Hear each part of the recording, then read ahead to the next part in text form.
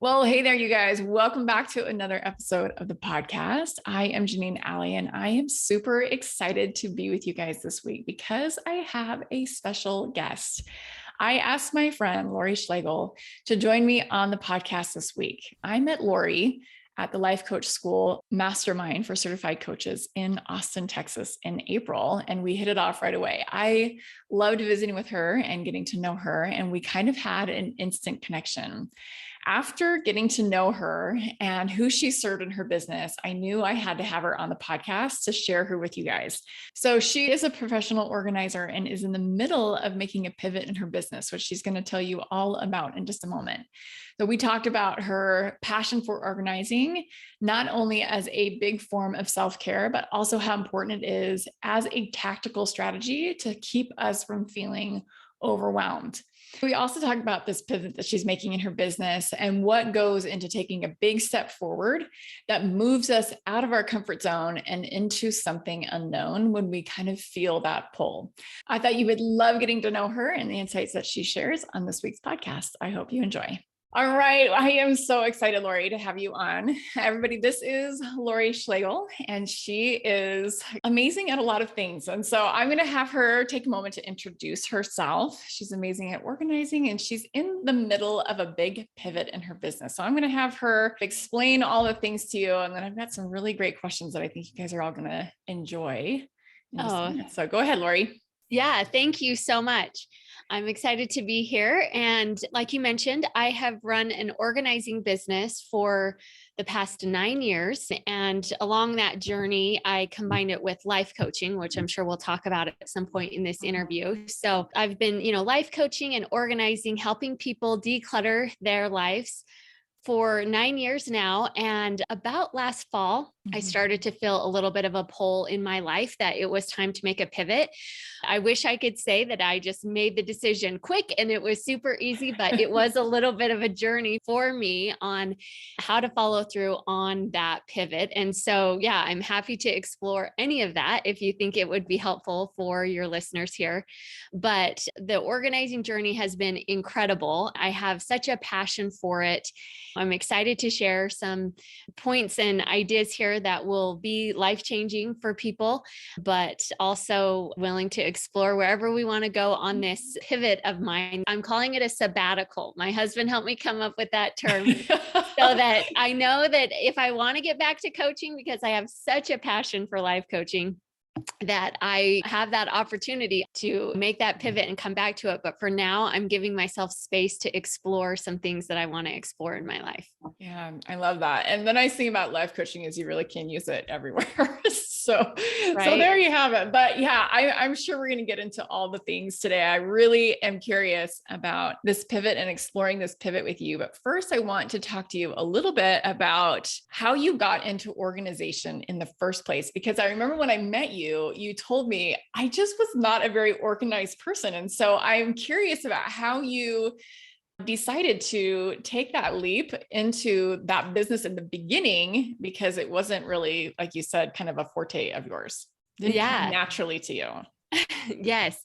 So the way that I would describe it to people is I was organized in some areas of my life. Like I was always a good student, got good grades in my career at that point. When I became an organizer and leading up to that, I was really organized at work. But when it came to my home, I was a lot less organized, right? I did not have the habits in place. And, there was this part of me that felt shame over it of like, okay, you are a smart woman. You have a bachelor's degree. You can do hard things, Lori. Why can't you stay on top of the laundry? Or why are your closets so cluttered, right? Or why, when someone knocks on the door, do you scramble to hurry and tidy up, And the truth was, I just lacked the habits at that point in my life. And I had too much stuff, like most people do these days. Organizing isn't something you're taught in school. And if you don't pick up on the habits when you're younger, and I was that teenager that had a messy room, and bless my parents, they let me have a messy room and just be me. But there was a part of me that it felt incongruent with how I wanted to live. And I knew that, right? Even though my space was sometimes messy, there was a part of me that wasn't settled with that. For those who are listening that have always been really organized, that probably won't make a lot of sense, but I know there's some other listeners out there who can relate to that feeling of kind of sitting in the chaos going, I don't want to live like this, but I don't know why I can't change it, or I don't know why I can't stay on top of it. So that was where I was. And it really came to a head in my life when I became a mom. I have an 11-year-old little girl now. And so 11 years ago, I started juggling motherhood as well as everything else I was doing. And I started to recognize either I'm going to change my habits and learn how to create a home that runs smoothly, or I'm going to drive myself nuts for the next 18 years living in this yo-yo of not following through on the habits, but then bugged that I don't have the habits, that kind of place. So that was kind of like the lead up to all of this change in my life. But the real catalyst was about 9 years ago. I was facing some really hard things in my personal life. And it was one of those sink or swim moments of like, oh, wow, this challenge that I was dealing with was either going to drown me, or I was going to find a way to rise above and to make a change in my life. And while this personal challenge didn't really have anything to do with organizing, it was in this moment of my life that I decided, okay, I'm going to change. I'm going to really strengthen myself through this personal challenge. And I was in a Barnes and Noble one day, and I was just killing time before a movie. And I thought to myself, if I could look at any topic right now, if I could explore any book or any subject, what would interest me or what would I want in my life right now? And I ended up in the organizing section of all places. And I remember looking through these books and feeling so inspired, right? Of like, oh, yes, I want my home to look like that. I want my life to function like that. And I had this little spark of inspiration that said, you should start an organizing business. And while there was a part of me that thought, oh, that sounds amazing, there was another part of me that was like, yeah, right. Look at my closets and cupboards. Like, right. This is like, I am no organized, Yeah. well, I'm organized in some areas of my life. Running my household that way was not what I would consider my strong point. And so I kind of took that moment and let it just settle in me. And of course, the inner dialogue starts of like, you could never do that. And, all of the fear-based thinking came up for me, just like it does for most humans. But there was just this little spark of hope, because I think I was at that moment in my life where I was like, things have got to change here in a lot of ways. And this just felt like one of them, of like, yes, I want this for my life. And so I didn't go home and start my business by any stretch. I went home and started exploring for myself how to make this change. And I went on kind of my own journey of transforming my closets and cupboards and getting rid of a lot of clutter and going on the journey myself. And then from there, that's when I started telling people, yeah, I'm starting a professional organizing business.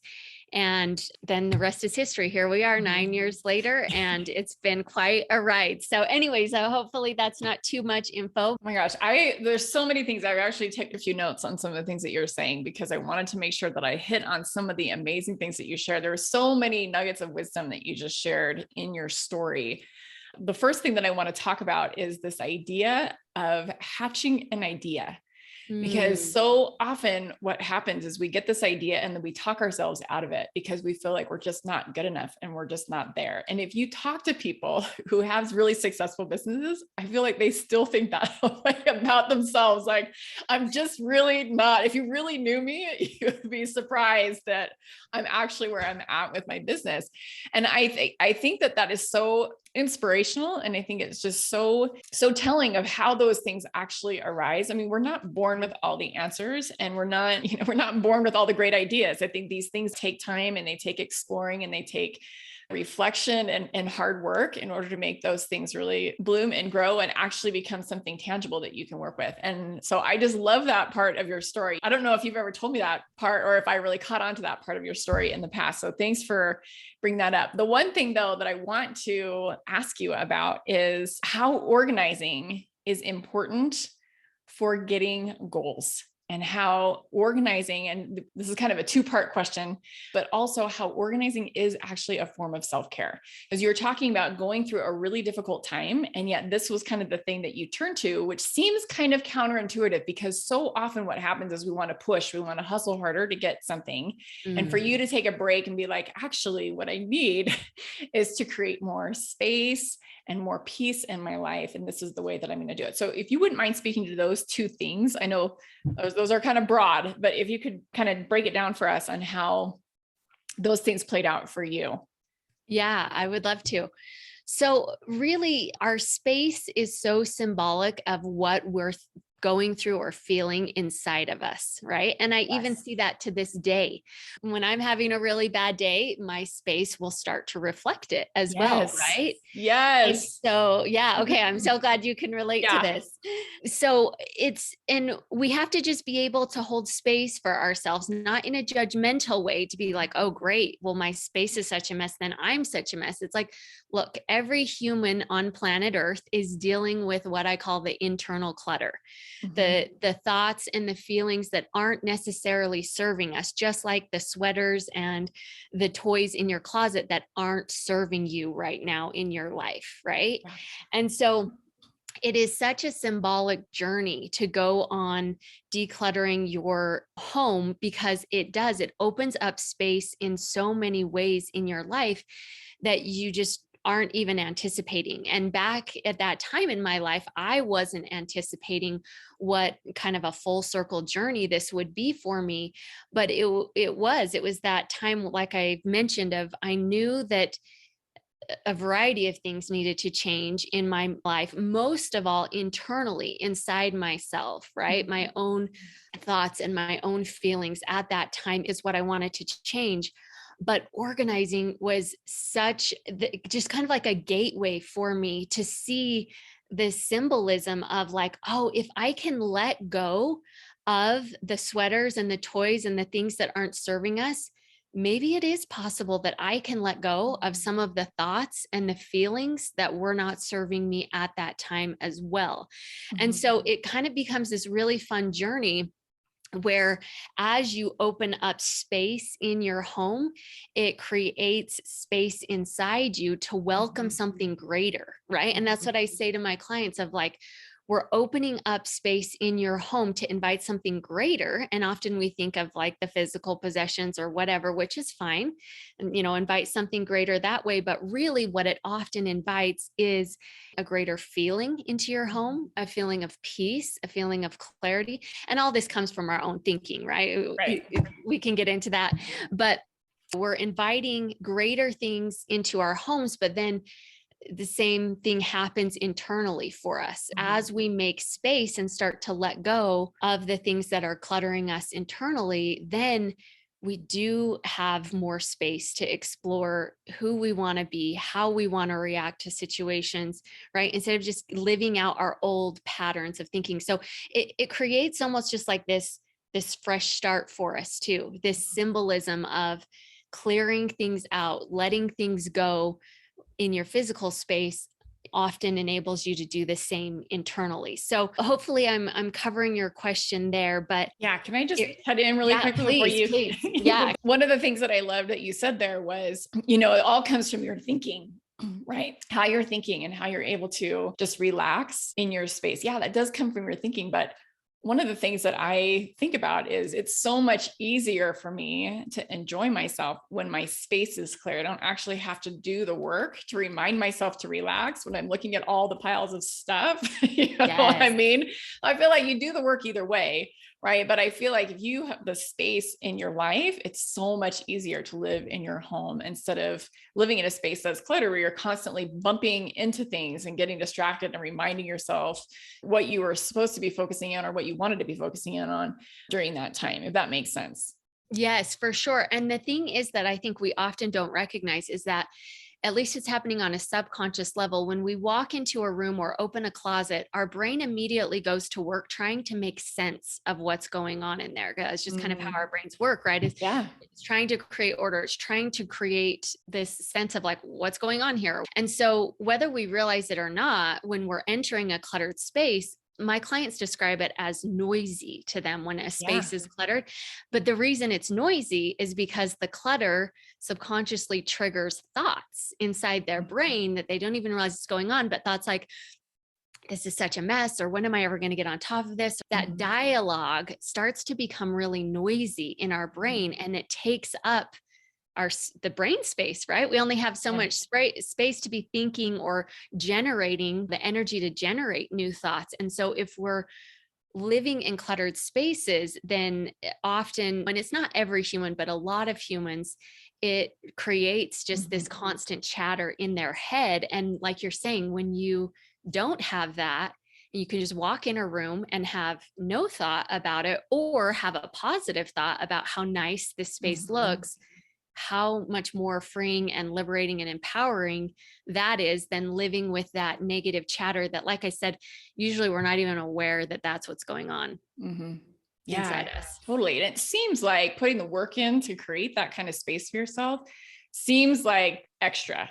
It seems like, well, when I have X, Y, and Z done, then I'll be able to get to this. When in reality, it's not 2 steps back. It's actually a huge step forward, because then you have this space. And I know for myself, ideas come, they flow so much more easily when I have a clean space and I have a clean office and my kitchen is clean. If I'm down there and I'm, brainstorming ideas, they just flow, instead of just me looking around the room and be like, oh, I got to get to that, or I got to get to that, I got to get to that. You know what I mean? Yes.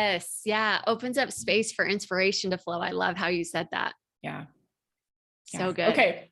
All right. I think we did a really good job of touching on both of those things, how important organizing is to achieving our goals, as well as how important it is to kind of stop that hustle harder mentality that we are facing all of the time. One of the things I would love for you to share with my listeners is the top 3 things that have made a huge difference to you, and how to get organized, and then also how to stay organized, and just kind of your top 3 tips on that before we talk about the big pivot that you made in your business recently.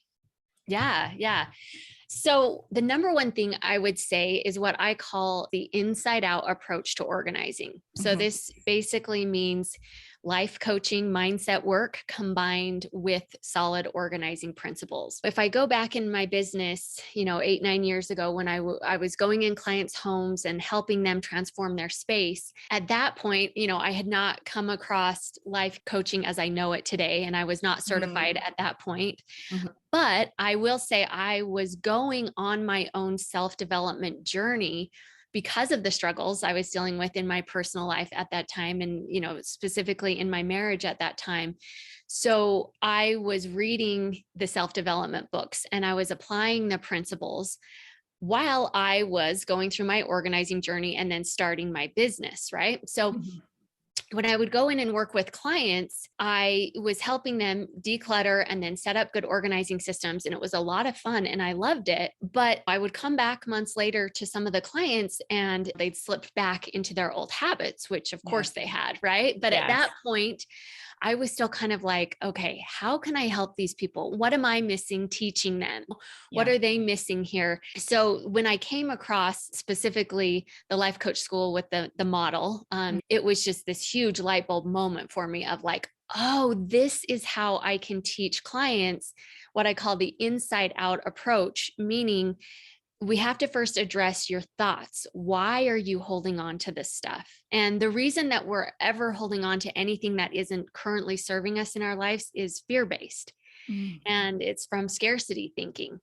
And so having the C model after I was certified as a life coach and being able to use that, it was so helpful because I was able to approach organizing from this different direction of let's address what's going on inside first. Let's help you recognize what are the thoughts and feelings that are causing you to keep the stuff, and how can we shift that? How can we help you get to an abundance mindset so that you're not afraid to let go of it, so that you can clear out the clutter? I often say that if you are living in cluttered closets or cupboards, things like that, you've got to get rid of 50% of what's in there. And for a lot of people, that's this big moment of deer in the headlights. What are you talking about? And of course, everybody gets to ultimately decide what percentage they want to keep. But if we're going to be able to create a shift to that degree, what I learned through my years of working with clients was that we need that inside out approach. And what I didn't recognize at the time is that because I was going on my own self-development journey,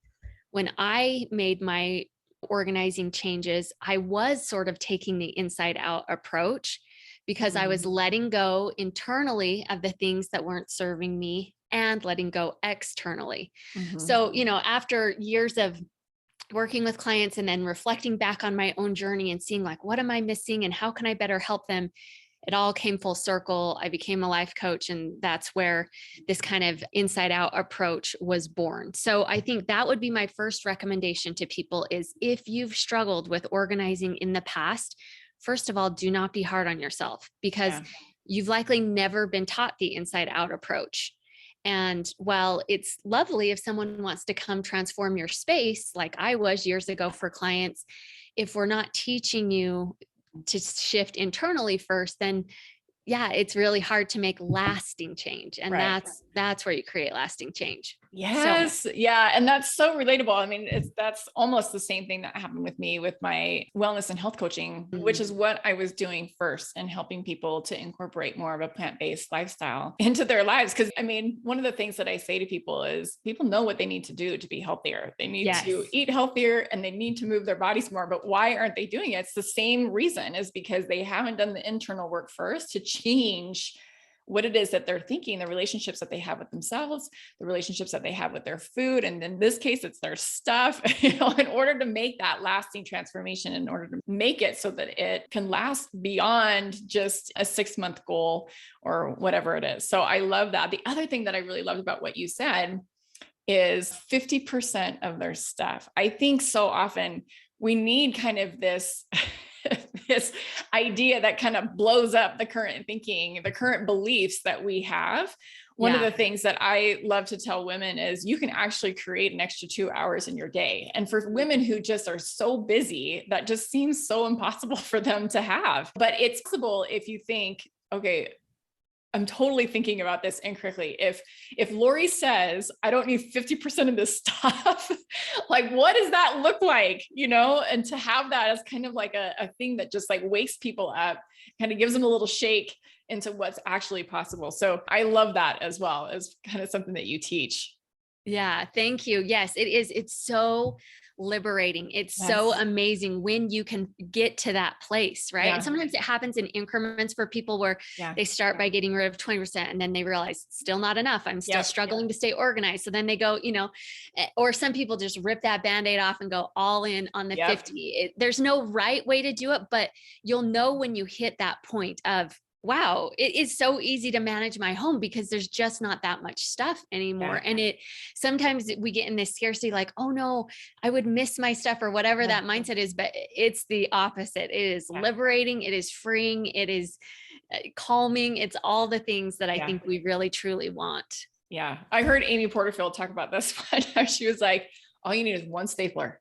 You don't need a drawer that's full of just like, people call it their junk drawer. It's like, no, you have like 5 items in there that you really need. And then you keep track of it, right? You have one pair of scissors, you have one stapler, you have one Sharpie, instead of having just like heaps and heaps of stuff. And that is something that I think about too, when I'm going through stuff, is just like, I only need one and I'm going to take really good care of it. So Oh, I love that. That's a great thought for your listeners to try on. Okay. So that was one. Hopefully we can go through this a little quicker here, but number 2 is I really teach people how to do your organizing projects in what I call 20-minute increments. We break it into manageable pieces because, you can pull it all out at once. It's not to say you can't do that, but for most people, that creates a lot of mind drama, which equals overwhelm. Right? Your brain starts to spin in indecision and I don't know what to do with all this. And you've pulled it all out of the closet. Now it's time to go get the kids from school. And you're like, great, this is worse than when I started, right? Because you don't have time to finish. And so that's a different approach that I've taken for years now with clients and found it to be really helpful, is that you've got to, break your projects into these manageable pieces. I follow a 3-step process of first you declutter. And that's all you focus on, is just getting rid of the clutter. Because so often we want to jump to step 2 of what I teach, which is that's where we organize. That's where we set up the systems, and maybe we buy bins and the fancy things, or you don't have to. But so often people, they don't want to get rid of the stuff. They just want to jump to like moving it around and putting it in a pretty system. Right? Yes. We've all been there where we're like, oh, I need to get organized. So I'm going to go to the Container Store first, and then bring home bins and start and pull everything out all at once. And then you're just in complete confusion and overwhelm, unless you're really good at managing your brain through that process, which can be done. But for most people, that's just not a skill that they have. And so what I like to recommend is you first declutter, and in that 20-minute increment, you just take one drawer. You go into your bathroom today and you say, I'm just going to declutter this one drawer. And if you're really getting rid of 50%, then putting everything back in there just temporarily. We can change it going forward, right? But put it back in there temporarily. Your brain already knows that's where it belongs. And now that you've got 50% more space, it already feels a lot more organized, right? Yeah. And so then from there, we're just taking it a drawer or a cupboard at a time, fully decluttering a space. And then we come back to step 2 and say, now let's play a game of Tetris, where you can open up the different closets or, the doors on your cupboards or whatever and say, do I want to move any of this around? Do I want to buy dividers? And address it at that point, play around with it. And then step 3 in my process, and this will also be number 3 in like, what are the big 3 that I recommend, is you really want to focus on the psychology behind habits. Because so often we'll declutter and organize a space, but if we don't address with ourselves how to maintain it, how to create a habit that's going to support us going forward, then of course we're just going to go back to our old patterns and behaviors. And a few months down the road, our space looks messy again. And then we label that as, see, I can't get organized, or it's just not me, when that's not the case at all. That's not the truth about you. You just have never learned about habits and some really important things when it comes to habits. So yeah. Oh my gosh. I love that. That's so good. And that's some of the same kinds of things with people's time, right? As far as getting rid of stuff first and then trying to organize your schedule. The same principles apply. You can't just take all the things that you're currently doing and try to cram it all in and hope to feel better. You actually have to eliminate things, which is so hard, because that requires that people say no. They say no to themselves. And sometimes if they're involved in things that involve other people, they have to say no to other people. And it's the same with your stuff, right? You have to say no to you. And sometimes you have to say no to people in your family whose things are shared, things that are shared in your space. So that's the hard thing. I can't tell you how many times I've tried to get rid of stuff and my kids are like dumpster diving. I try to pull it back out again. I'm like, no, that stays there. Oh, I love that. It's so good. So good. Okay. So I kind of want to switch some gears here. Is there anything else that you want to add before we switch gears? I just, as you were talking about that, with the time scheduling and whatnot, it's so true that like these principles of organizing, if you just dive in, like I did 10 years ago, when I thought these were the real problems in my life over here in my personal life, but I dove into organizing and it helped every area of my life. And so that's just, I know we've said that already on here, but I just want to reiterate that, because I love how you brought that up with your schedule too. If you can get rid of the clutter in your closet, you will then be even more equipped to start to say, okay, maybe I can start to say no to some of the things in my schedule. Maybe I can start to let go. And this concept of letting go and simplifying is, I think, something that's very challenging for our society right now, right? Because we live in a more and more ever consuming society. And so you have to get deliberate about creating these new habits in your life, or these new intentions of clearing space, opening up, whether it's your schedule, your home, your mind, all of it. So I think that just brought it full circle perfectly of, this can be a great place to start that will trickle into every other area of your life. Yes. Yeah. One of the things that I tell my clients is the rising tide lifts all boats, right? When you start working on one thing, then it starts to kind of have this ripple effect into other things that you're doing. So when you start working on your schedule, it's amazing how now you're just like, okay, I can start applying these same principles to my food or to my home or whatever it is. So yeah, I love that. Okay, Yes. so I want to talk about this pivot that you made. And the reason why I would love to have you speak on this and to hear your thoughts about this is because I think so often people are hesitant to pivot for whatever reason. I think there's a lot of reasons that we have. I think it's based in fear, of course, but that fear shows up in a lot of different ways. So if you could just speak to how you pivoted, what you pivoted into, and some of your journey through all of that and what really helped you to feel confident moving forward. I think that would be really helpful to a lot of the people who are listening or who are going to listen to this episode. Awesome. Yeah. So, like I mentioned earlier, it was about last fall where I started to feel a pull of one of the main things right now in my life is I have an 11-year-old daughter and just feeling like she needs more from me. She needs more time. She needs more attention, which totally caught me off guard because I kind of thought, oh, that's the younger years where that happens, right? And I've been a working mom the majority of her life and been able to juggle both. And so I kind of thought, oh, we're getting more and more independent as she grows. And it's true in so many ways, right? Where she is a lot more independent, but I also felt like I want to be more deliberate in my time with her right now in these real pivotal years for her. And so I started to feel that pull a little bit. And then I felt a pull of wanting to explore some other areas of life coaching beyond organizing. And while working with clients, I explore a variety of things. I felt like, I've been coaching on organizing for a long time now. And I'm kind of ready to explore some of these other topics and go deeper with clients and create programs and all of that around those topics. And so, I started to talk about this with my husband and started to explore some ideas of how to do this and how to transition. And it was so interesting because I would have these conversations and he would explore all different options with me of, well, maybe you stop the business altogether, or maybe you take a sabbatical, or maybe it's a quick transition, right? There's always so many options in what we're exploring.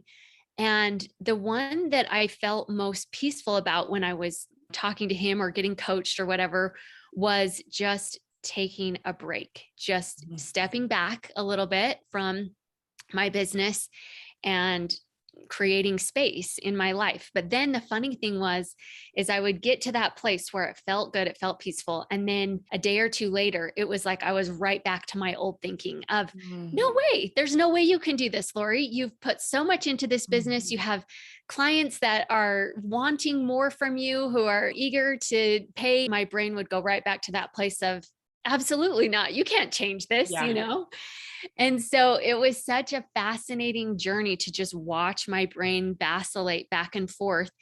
And the thing that I think that made the difference for me to move forward in confidence in this was really just paying attention to when I felt peace and then when I felt fear.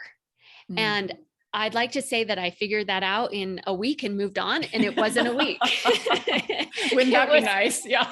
It was weeks of this vacillating back and forth. And of course, my brain wanted me to believe that I was confused, right? And going into the confusion and then knowing as a life coach, okay, that's not serving me. And, stepping myself out of the confusion, but I'm human just like everyone and experience, all the different things from the confusion to the overwhelm, to the doubt, to the fear, whatever.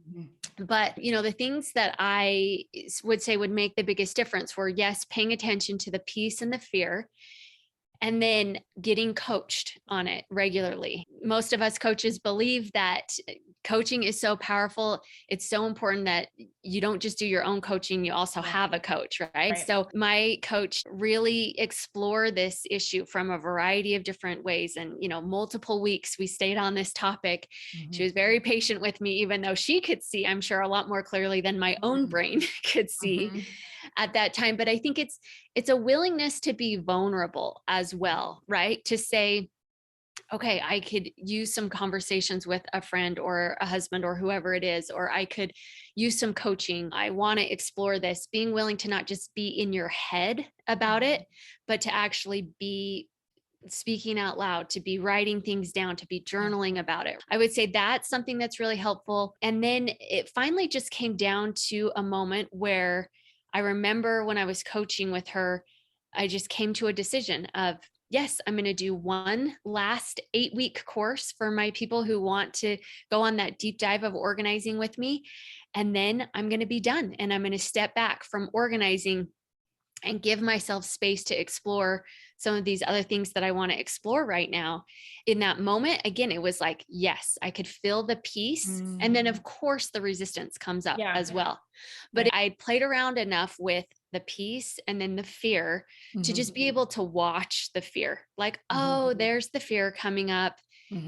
But not follow the fear, because the fear never serves us. It was just allowing it to pass through, recognizing that it's just a thought. It's not the truth.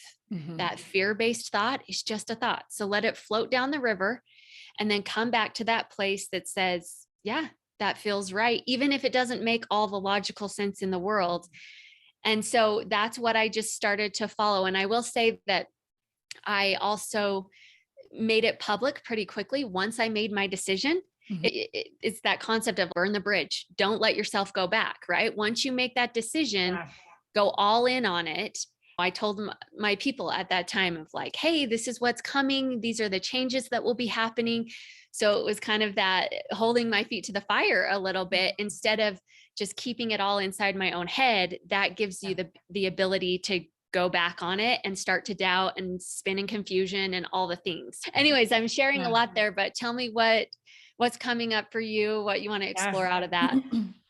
Well, there's so many things. I think that one of the things that I am thinking about right now that's standing out is you gave yourself permission to just explore, to just have this exploratory phase and just stay curious about the fear and the peace, and then the fear and the peace, because so often what happens is we jump to conclusions too soon instead of staying curious about things. At least that's what I do, because I'm a decision maker and I'm an action taker. So often what happens is I'll feel something and I'll make a move on that based off of that, which keeps me kind of in this reactive space instead of being really intentional and exploring things, particularly from this place of curiosity, because what you're feeling in that moment is the fear. And so for you to do the work consistently enough allowed you to be able to create a little bit of space between your experiences and all the things that were coming up, the peace and the fear and all the things in between. So that when you were ready to make that decision, it was like, all right, making the decision and now it's go time. And I think so often what happens is we rush into it. However, I love what you said. It was like, once the decision was made, it's not like the fear went away, because that doesn't happen, right? The fear is still there, but you were able to see it for what it was. And it wasn't affecting your actions from that point, because you're like, okay, I can see my brain is still doing this because you've created this business. I mean, you've been in it for 9 years. It's a beautiful thing. And I'm sure there's a lot of security that you feel knowing what you're going to do, knowing how this is going to make you money and all this stuff. When this new niche, I mean, it's a completely different niche from what you're doing right now, feels like, I don't know how to do any of that stuff over here. I mean, I'm sure there's like so many unknowns, which for so many people keeps them stuck. Yeah. You know? Yeah.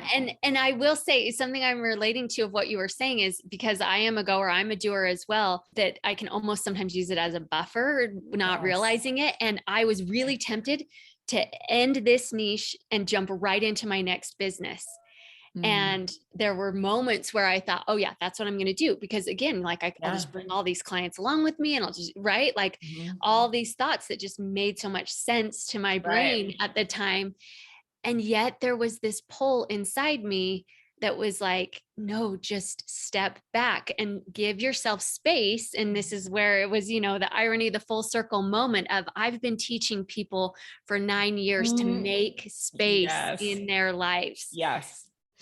What are you opening up to? And instead of just rushing to the next thing, I recognized I want to step back and just open up space to explore instead of, taking that next step and keep going and all the things that felt so familiar of running a business for the last 9 years. So yeah. Oh my gosh, I love that so much. Do you mind telling everybody what it is that you're pivoting into?